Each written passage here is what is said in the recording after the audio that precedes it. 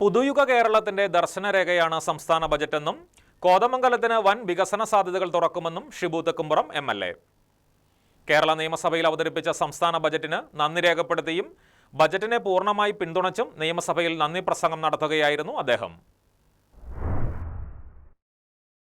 സംസ്ഥാന നിയമസഭയിൽ അവതരിപ്പിച്ച 2026-27 സംസ്ഥാന ബജറ്റിന് നന്ദി രേഖപ്പെടുത്തിയും ബജറ്റിനെ പൂർണ്ണമായി പിന്തുണച്ചും കോതമംഗലം എം.എൽ.എ. ഷിബു തെക്കുംപുറം നിയമസഭയിൽ നന്ദി പ്രസംഗം നടത്തി. കേരളത്തിന്റെ വികസന ചരിത്രത്തിലെ ഏറ്റവും ക്രിയാത്മകവും സർഗാത്മകവുമായ ബജറ്റാണ് ഇതെന്നും ദീർഘവീക്ഷണത്തോടുകൂടിയ ഭാവി കേരളത്തിന്റെ സമഗ്ര ദർശനരേഖയായാണ് ഈ ബജറ്റിനെ കാണേണ്ടതെന്നും അദ്ദേഹം പറഞ്ഞു. ഒരു പുതുയുഗ കേരളം സൃഷ്ടിക്കുന്നതിനുള്ള വ്യക്തമായ കാഴ്ചപ്പാടുകളും പദ്ധതികളും പരിപാടികളും ഉൾക്കൊള്ളുന്ന വികസന റോഡ് മാപ്പാണ് ഈ ബജറ്റെന്ന് അദ്ദേഹം വിലയിരുത്തി. കഴിഞ്ഞ 10 വർഷക്കാലമായി വികസന മുരടിപ്പിനും ജനദ്രോഹ നയങ്ങൾക്കും സാക്ഷ്യം വഹിച്ച കേരളത്തെ വീണ്ടെടുക്കുന്നതിനാണ് UDF സർക്കാർ അധികാരത്തിൽ എത്തിയതെന്നും ഈ ബജറ്റിലൂടെ നവകേരള നിർമ്മാണത്തിന് ശക്തമായ അടിത്തറ പാകിയിട്ടുണ്ടെന്നും അദ്ദേഹം അഭിപ്രായപ്പെട്ടു. കേരളത്തെ ഒരു തുറമുഖാധിഷ്ഠിത സാമ്പത്തിക ശക്തിയാക്കി മാറ്റാൻ ലക്ഷ്യമിടുന്ന മിഷൻ സമുദ്ര പദ്ധതി ദീർഘവീക്ഷണത്തോടെയുള്ള ചരിത്രപരമായ ചുവടുവയ്പ്പാണെന്ന് അദ്ദേഹം പറഞ്ഞു. കേരളത്തെ രാജ്യാന്തര വിദ്യാഭ്യാസ കേന്ദ്രമാക്കി ഉയർത്താനുള്ള നോളജ് വാലി പദ്ധതിയും ശ്രദ്ധേയമാണെന്ന് അദ്ദേഹം ചൂണ്ടിക്കാട്ടി. തൊഴിൽ സൃഷ്ടിയും സാമ്പത്തിക സ്വയം പര്യാപ്തതയും ഉറപ്പാക്കുന്നതിനായി ലോകത്തെ തൊഴിലവസരങ്ങളും തൊഴിലാളി ലഭ്യതയും നിരീക്ഷിക്കുന്ന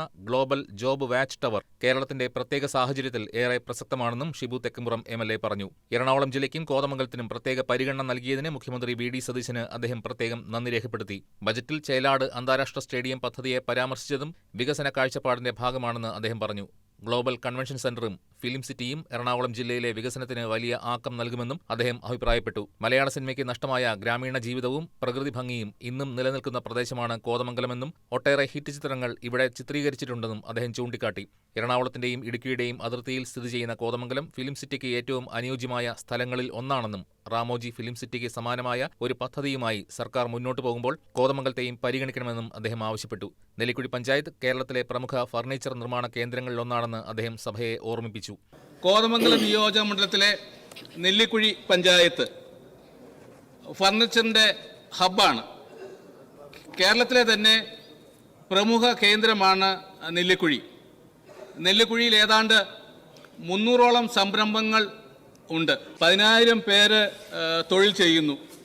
സാർ, എറണാകുളം ജില്ലയിൽ ഫർണിച്ചർ ഹബ്ബായി ഒരു സ്ഥലം പരിഗണിക്കുമ്പോൾ തീർച്ചയായും കോതമംഗലത്തെ അതിൻ്റെ ആസ്ഥാനമാക്കണം എന്നുള്ളതാണ് ജനങ്ങളുടെ വലിയ ആവശ്യം. വിവര സാങ്കേതിക വിദ്യയിൽ ധാരാളം ആളുകൾ കോതമംഗലത്ത് നിന്ന് തൊഴിൽ ചെയ്യുന്നുണ്ട്. ഇൻഫോ പാർക്കിൻ്റെ ഒരു സബ് സെൻറ്റർ കോതമംഗലത്ത് സ്ഥാപിക്കാനുള്ള നടപടികൾ സ്വീകരിക്കണം. സാർ, ടൂറിസത്തിൻ്റെ അനന്ത സാധ്യതകളുള്ള സ്ഥലമാണ് കോതമംഗലം. വടാട്ടുപാറയും തട്ടേക്കാടും പൂതത്താൻകെട്ടും മാമലക്കണ്ടവും കോർത്തിണക്കിക്കൊണ്ട് ഒരു ടൂറിസം സർക്യൂട്ട് പ്രഖ്യാപിക്കണം. ഏതാണ്ട് 300ഓളം സംരംഭങ്ങളും 10,000-ലധികം തൊഴിലാളികളും പ്രവർത്തിക്കുന്ന നെല്ലിക്കുഴിയെ എറണാകുളം ജില്ലയിലെ ഫർണിച്ചർ ഹബിന്റെ ആസ്ഥാനമാക്കി പരിഗണിക്കണമെന്നും അദ്ദേഹം ആവശ്യപ്പെട്ടു.